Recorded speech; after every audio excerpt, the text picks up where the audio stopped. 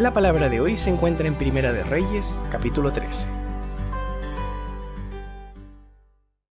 Mientras Jeroboam estaba frente al altar de Betel, dispuesto a quemar incienso, un profeta de Judá llegó a Betel por órdenes del Señor y comenzó a hablar contra el altar. Dijo: «Altar, altar, así ha dicho el Señor, la dinastía de David va a tener un descendiente, se llamará Josías, y él sacrificará sobre ti a los sacerdotes que sobre ti queman incienso. En lugar de incienso, sobre ti se quemarán huesos humanos». Ese mismo día, el profeta dijo: «Como señal de que el Señor ha hablado, el altar se hará pedazos y las cenizas que hay en él serán esparcidas».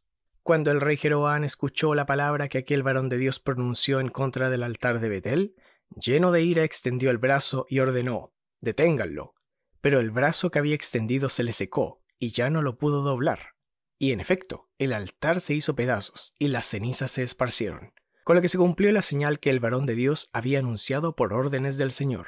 Entonces el rey le dijo al varón de Dios: «Te pido que ruegues por mí ante el Señor tu Dios, para que mi brazo sea sanado». El varón de Dios rogó al Señor, y el brazo del rey fue sanado y volvió a estar como antes. Entonces el rey le dijo al varón de Dios: «Ven a comer a mi palacio, quiero hacerte un regalo». Pero el varón de Dios contestó: «Aun si me dieras la mitad de tu palacio, no podría acompañarte. Tampoco podría comer ni beber agua en este lugar. El Señor me dio órdenes precisas. Me dijo: no comas ni bebas nada, ni regreses por el mismo camino». Y el profeta volvió por otro camino, y no por el que había tomado para ir a Betel. Pero había en Betel un viejo profeta, cuyo hijo había estado cerca del altar y había visto y oído lo sucedido. Este fue con su padre y le contó lo que el profeta había hecho en Betel, y lo que le había dicho al rey. El viejo profeta le preguntó: «¿Y dónde se fue el profeta?». Cuando sus hijos le mostraron el camino que el varón de Dios había tomado para regresar a Judá, él les ordenó que aparejaran su asno. Y en cuanto sus hijos lo hicieron, él lo montó y se fue por el camino que había tomado el varón de Dios. Poco después lo halló sentado a la sombra de una encina. Se detuvo y le preguntó: «¿Eres tú el varón de Dios que vino de Judá?». El varón le respondió: «Sí, soy yo». Entonces el viejo profeta le dijo: «Ven a mi casa y come pan conmigo». Pero el varón de Dios le respondió: «No puedo volver contigo, ni acompañarte, ni tampoco puedo comer ni beber agua en este lugar, porque el Señor me dijo: no comas pan ni bebas agua allí, ni regreses por el mismo camino». Pero el viejo profeta lo engañó y le dijo: «Yo, lo mismo que tú, también soy profeta. Un ángel me habló de parte del Señor y me dijo: llévalo a tu casa para que coma pan y beba agua». Entonces el varón de Dios lo acompañó a su casa, y allí comió pan y bebió agua. Pero cuando estaba comiendo, el Señor le dio un mensaje al profeta que lo había hecho regresar. Y al varón de Dios que había venido de Judá le dijo con fuerte voz: «Así dice el Señor, por haberte rebelado contra el mandato del Señor, por no haber obedecido el mandato del Señor tu Dios, y por haber regresado para comer pan y beber agua, en donde el Señor te ordenó que no lo hicieras, tu cuerpo no será sepultado junto con tus padres». En cuanto el varón de Dios terminó de comer y beber, el viejo profeta que lo había engañado le aparejó el asno. Ya en el camino, un león salió y atacó al varón de Dios, y lo mató, y su cuerpo quedó tendido en el camino. Junto a él se echaron el asno y el león. La gente que pasaba por allí, al ver tendido el cuerpo del profeta y al león a su lado, fue a la ciudad y se lo contaron al viejo profeta. El profeta que había hecho volver al varón de Dios lo escuchó y dijo: «Se trata del varón de Dios, pero desobedeció el mandato del Señor y por eso el Señor lo castigó, dejando que un león lo matara». Así se cumplió la palabra del Señor. Dicho esto, llamó a sus hijos y les pidió que aparejaran un asno, y ellos así lo hicieron. Entonces el viejo profeta fue a ver el cuerpo tendido en el camino. El asno y el león todavía estaban echados junto al cuerpo, sin que el león hubiera devorado o dañado el cuerpo del asno. Entonces el viejo profeta levantó el cuerpo del varón de Dios, lo echó sobre el asno y se lo llevó. Al llegar a la ciudad, cantó endechas y luego lo enterró. Colocó el cuerpo en su propio sepulcro y entre sollozos decía: «¡Ay, hermano mío!». Después del entierro, llamó a sus hijos y les dijo: «Cuando yo muera, quiero que me sepulten junto a este varón de Dios. Pongan mis huesos junto a los suyos, porque con toda seguridad se cumplirá la palabra del Señor contra el altar que está en Betel, y contra todos los altares que se han levantado en las ciudades de Samaria». A pesar de todo, Jeroboam no se arrepintió de su maldad, pues volvió a nombrar sacerdotes para los altares que había levantado entre el pueblo, y a cualquiera que quisiera ministrar en estos altares lo consagraba como sacerdote. Este fue el gran pecado de Jeroboam, y por eso su descendencia fue exterminada de la tierra. Bueno, ha sido una semana muy diferente esta, ¿no? Hay momentos que marcan la historia, con un antes y un después. Y hoy en Chile creo la mayoría, estar viviendo alguno de esos momentos. Pero es un poco incierto cómo quedará eso, ¿no? La historia, el futuro demostrará qué significa este momento en el país. Estamos rodeados de entonces incertidumbres frente a las escenas que han acontecido en Chile durante esta semana. ¿Y cómo responderemos a estas incertidumbres? Bueno, seamos concretos. ¿Qué hemos visto? ¿Qué se vio pasar con las incertidumbres que surgieron? Bueno, vimos a gente asegurado con el sistema establecido, salir a defender la institucionalidad, entre otras cosas. Vimos otros que sienten marginalizados, salir a protestar en la calle. Otros salieron derechamente a destrozo y saqueo y cosas del estilo. Pero la coyuntura de este momento en Chile, un momento muy anormal, provocó una reacción en base de estas incertidumbres. Bueno, hoy esta narrativa bíblica, de lo cual leímos una gran parte en 1 de Reyes 13, es de igual manera una escena cargadísimo con incertidumbres. El pueblo de Dios ha sido dividido en dos. Capítulo 12 de 1 de Reyes es Israel y Judá dividido. Un acontecimiento grande. Y el nuevo rey la tiene muy difícil. ¿Cómo establecer un nuevo reinado, algo nuevo en tiempos de incertidumbre? Para nosotros, ¿cómo establecer algo nuevo, hacer algo significativo en este momento de incertidumbre? La respuesta para el rey Jeroboam y para nosotros es la misma, tomando en serio la palabra de Dios. El título de esta exposición bíblica es: en incertidumbre no desechas lo más certero. En incertidumbre no desechas lo más certero. Bueno, lo primero que veo en este texto, que es el capítulo entero, de capítulo 13 de 1 de Reyes, es que en versículos 1 al 10, nuestra primera lectura, vimos una invitación poderosa a Jeroboam a arrepentir de su decisión. Él había tomado la decisión como nuevo rey de establecer nuevos altares, ponerle becerros de oro a fin de consolidar una práctica religiosa dentro de su naciente reinado y así generar una cohesión. Suena terrible, claro, pero a ver, imaginamos su situación, su problema, porque su problema era peor que tener millones de personas congregados en las plazas por todos lados protestando. Era peor. Era como si le tocara liderar las regiones de Chile. Imagina esto conmigo. Es como si Jeroboam está a cargo ahora de liderar un nuevo Chile, donde las regiones han hecho sucesión de la República y dejando Santiago como un país ya aparte, ¿verdad? Y ahora sí, como en nuestra nación, imagina, ahora sí Santiago no es Chile, de forma absoluta. Bueno, hay dos Chiles, un Santiago que quedó como una nación y el resto de las regiones que conforman lo que es ahora Chile, Santiago y Chile. Bueno, la gente nueva de este nuevo Chile quieren estar aparte, ya a propósito, pero no están tan seguros cómo ser un país sin todo lo que antes se hacía en Santiago. De hecho, hay elementos muy críticos de su comprometida práctica religiosa en el Nuevo Chile, eso de ir al mall y consumir, que dependían de Santiago, la cosa pasaba por allá. Bueno, y si tú tenías que gobernar este Nuevo Chile, si la gente tiene que ir a Santiago para conseguir los bienes de consumo de su comprometida práctica religiosa dedicado, ¿a poco no va a volver Santiago el poder hegemónico de la cosa? ¿Cómo vamos a ser diferentes si tiene que pasar por ahí? mucha incertidumbre, mucha dificultad para establecer este nuevo país, nuevo Chile, en Santiago. Jeroboam en sus sueños está como pensando en pancartas, renuncia a Jeroboam. No, está difícil lanzar este nuevo país, a echarlo a andar, lleno de incertidumbre, de problemas.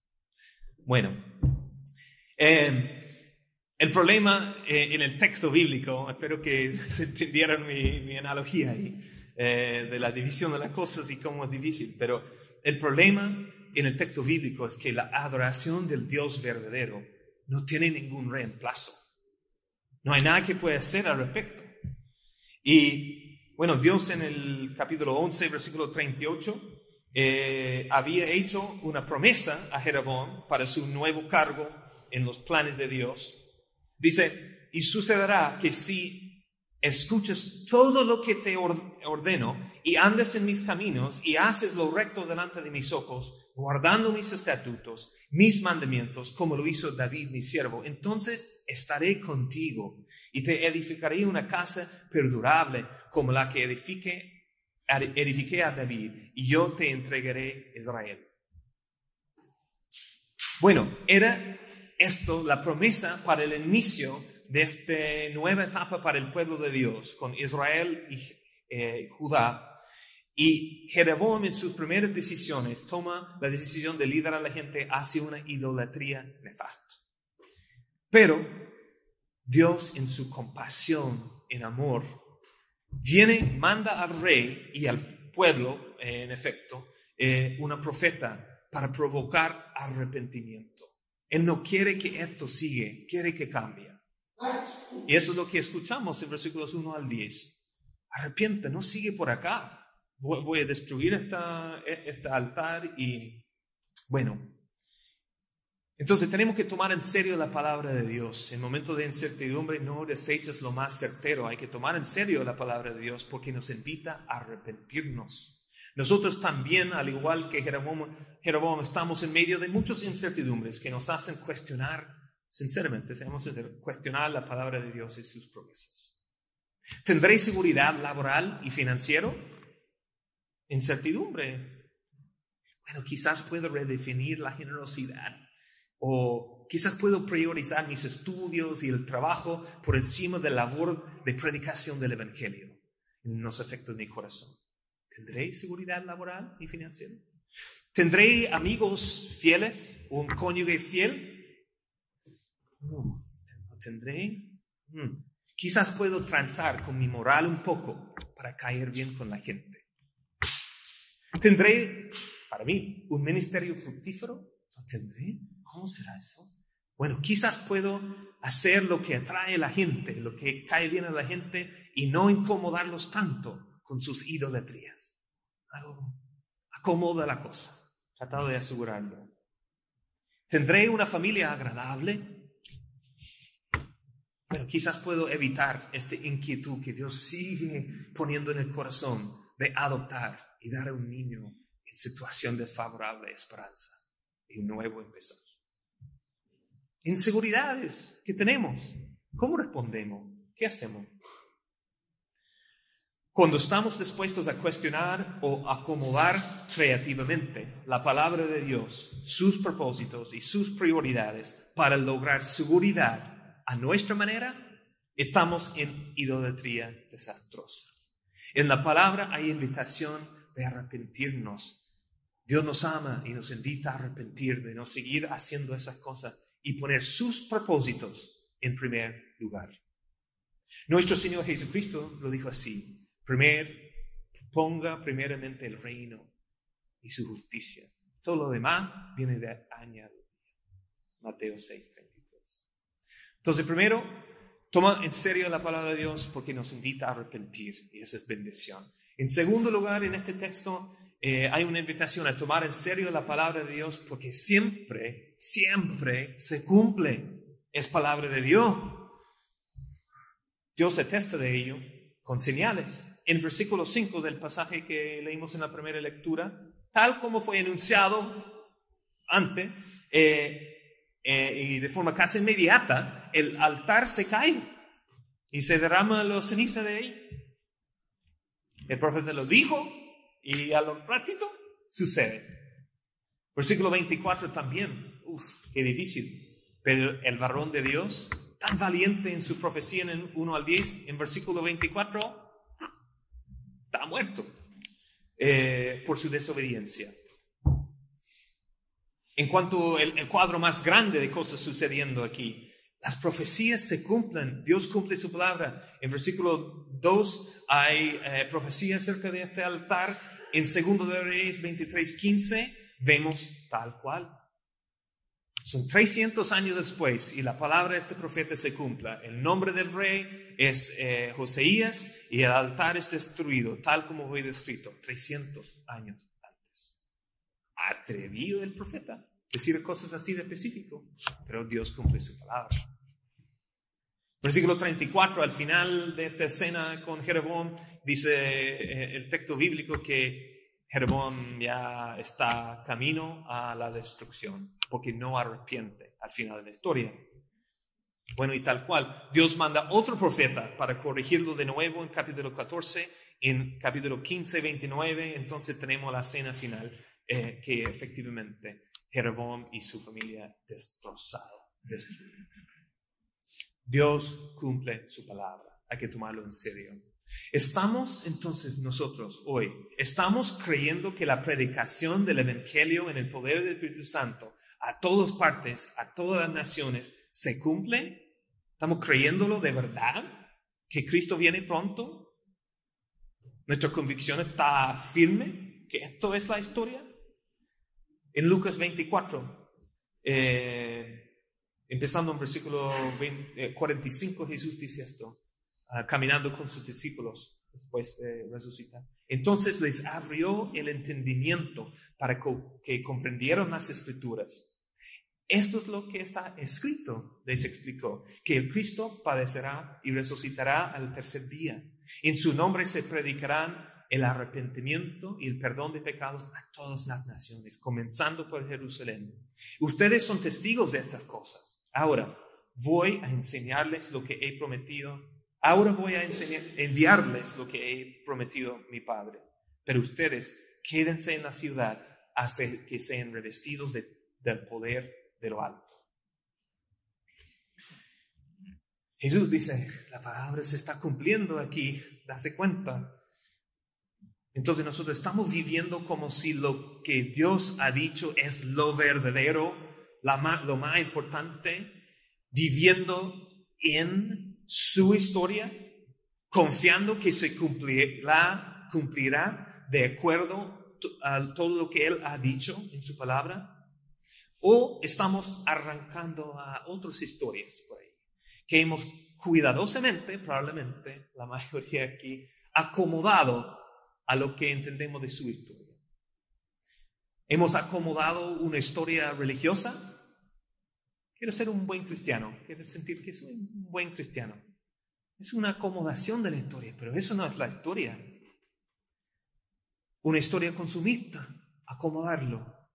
Quiero ser cómodo y feliz. Entonces, tomo estas cosas de la palabra de Dios y otros conceptos para acá y hago una nueva historia para que yo pueda consumir y estar feliz y cómodo. Una historia de poder, de ser un tipo que la puede hacer como él quiere, ser un verdaderamente autodeterminado por las riquezas, por la autoridad que consigue, no sé. Historias religiosas, consumistas, de poder. Hay muchas historias a lo cual podríamos como adoptar y acomodar y hacer una mezcla de cuestiones de la verdadera historia de Dios y lo que nos parece a nosotros.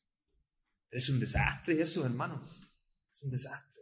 La verdadera historia es que Cristo es el Rey y su palabra cumplirá. Él nos da vida nueva, una nueva vida eterna. Y Él está por restaurar todas las cosas. Cuando hay incertidumbre respecto a qué historia pertenecemos, las circunstancias de incertidumbre pueden determinar nuestras decisiones y quedamos con un proyecto a medias. En definitiva, un proyecto que fracasa. Sutilmente nos alejamos de nuestro gozoso llamado como hijos de Dios. Proclamar el Rey a toda persona. Entonces, tomar en serio la palabra de Dios porque nos invita amorosamente a arrepentirnos. Toma en serio la palabra de Dios porque se cumple. Él hace lo que dice. Y en tercer lugar, toma en serio la palabra de Dios para ponerla por hecho, obedecerla. Consideremos los tres protagonistas de esta historia, que esta narrativa de Primera de Reyes 13. Hay el varón de Dios, Jeroboam, y el viejo profeta. Cuando vemos lo que pasa con el varón de Dios, desde luego la severidad de la situación es como chocante. El tipo termina matado por un león.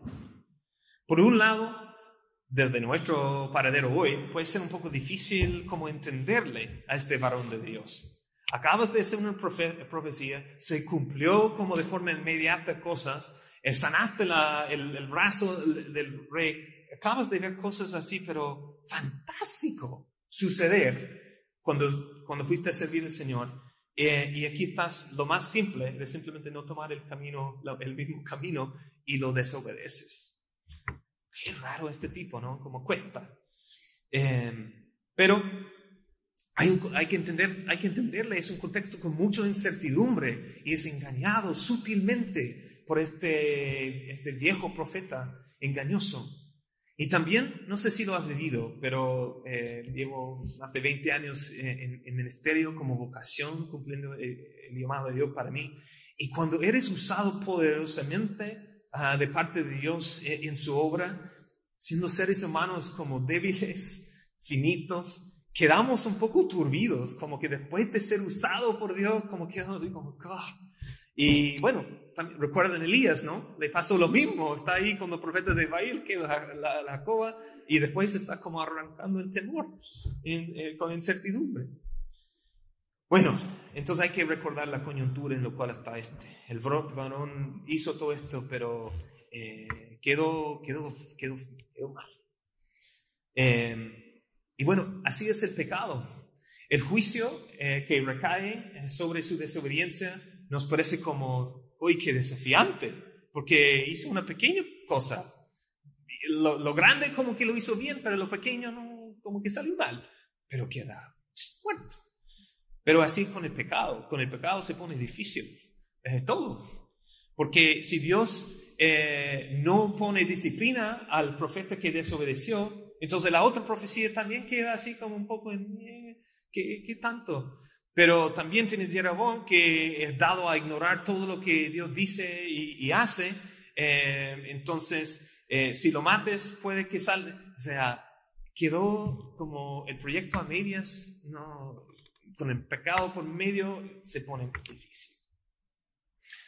Bueno, esto también a mí me recuerda la situación con Ananías y Zafira, ¿no? Aquí tenemos el pueblo de Dios recién dividido, un coyuntura para el pueblo de Dios muy importante, y también capítulo 5 de Hechos con ellos, es el arranque de la etapa de la iglesia como pueblo de Dios. Están ahí y Ananías y Zafira hacen como un pequeño, como mentirita por ahí, que se siente así, nosotros, pero también para abajo. Entonces uno siente como que severo, ¿no? Parece que Dios, cuando está haciendo algo nuevo con su pueblo, quiere que la cosa parte como bien limpio, ¿no? Entonces, ¿qué será de este momento en la historia de Chile? ¿Qué querrá de su iglesia? ¿Hacer algo nuevo? Bueno, con Jeroboam, frente a la obediencia, la religiosidad cuasi obediente no es nada más que idolatría. Pero también hay que entenderle la incertidumbre de la dificultad de gobernar esta nueva cuestión difícil, compleja. Pero Jeroboam es destruido porque establece una religión no mosaico, según su elección de líderes espirituales. Ignorando la invitación de Dios a arrepentir, él se larga a hacer las cosas a su manera. No era lo que Dios había dicho, no era una indicación sugerida, general, acerca de cómo ser religiosos según las necesidades del hombre, sino una religiosidad diseñada por Dios, la religión mosaica, por Dios mismo diseñado para llevarle gente a Él. ¿Será que nosotros mismos, nuestras iglesias, no hablando de esta en particular, sino que haciéndonos parte del cuerpo de Cristo con toda su multiforme gracia, sería que nuestras iglesias muchas veces tienen esta religiosidad cuasi obediente, mezclando cosas. Y bueno, el tercer protagonista de la historia es el viejo profeta. Este tipo, sí, que es difícil entenderle. ¿Qué motivación tendrá? El texto no es explícito, así que permíteme un poco imaginar qué podría haber sido. Pero yo veo este viejo como un tipo curioso, pero sin temor. Un viejo que era un operador de parte del aparato religioso que había establecido, y con curiosidad, ¿qué está pasando ahora? Hay una nueva etapa. ¿Cómo está moviendo Dios? Quería acercar a este varón de Dios, un tipo que acaba de hacer algo impresionante. Tenía curiosidad. Tiene este viejo de pronto incertidumbre de su oficio en su vejez, porque usó su don como profeta, pero de manera perversa, sin temor de Dios, viviendo ante los hombres. Puede ser.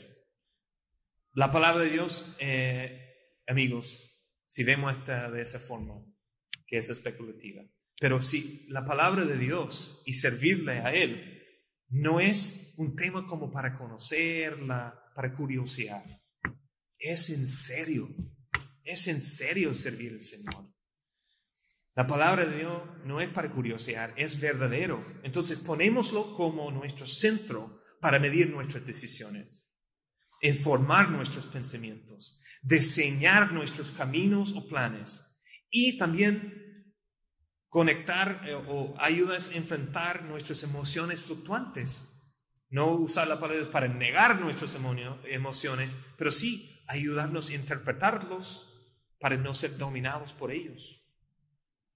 Entonces, toma la palabra de Dios en serio porque nos invita a arrepentir. Toma en serio la palabra de Dios porque se cumple y es veraz. Y toma en serio la palabra de Dios porque es para obedecer, es para vivir a la vida cotidiana junto a ella. En conclusión, la palabra de Dios hay que tomarla en serio. Dios nos ha dado su palabra y eso es una buena noticia, porque no tenemos que andar inventando nuevas cuestiones para tratar de... Nos dio su palabra, fiel, certero, confiable. Pero también esta que nos dio su palabra es una mala noticia de pronto, porque jamás podemos lograr cumplirlo. Somos insuficientes. Pero entonces, amigos, hermanos, tenemos la mejor noticia esta mañana. Que Dios ha dado todo para que sí podemos cumplir por medio de Cristo. Hemos sido perdonados de todas nuestras faltas. Y Él ha dado su Espíritu Santo para que podamos caminar en victoria, poniendo a vida su palabra. En Mateo 26:39 vemos a Jesús obediente a la palabra del Padre, obediente hasta ir a la cruz. Lo mismo vemos en Filipenses 2:8, siendo encontrado en forma de hombre, Jesucristo Dios mismo se humilló, siendo obediente a punto de morir en una cruz. En Él tenemos esperanza, amigos, porque hemos sido justificados. Dios no nos ve como incumplidores, sino como justos por fe. Y no solo es que no nos ve como incumplidores, tampoco somos incapaces por nosotros mismos. Nada hay bueno en nosotros, pero nuestra vida en Cristo, en Él, no somos incapaces de ponerlo por vida. Por medio de Él tenemos la promesa del Espíritu Santo que está en nosotros para guiarnos a toda verdad. Podemos obedecer a Dios. Somos verdaderamente libres. Somos una nueva criatura, una nueva humanidad que ya no vive encerrado en el diálogo solo de qué debo hacer, qué es lo bueno, qué es lo malo, sino desde que podemos decir que con certeza que Cristo vive en nosotros, el Espíritu Santo siempre está con nosotros y podemos vivir consciente de quién es Dios, con Él, en una relación con Él, obedientes. Claro, luchamos, no es fácil. Nuestra vida es un proceso de fe y arrepentimiento que es sostenido por la gracia de Dios, que es suficiente. Nuestra vida es un proceso de fe y arrepentimiento en torno a Dios mismo y su palabra. Oramos. Bendito Dios.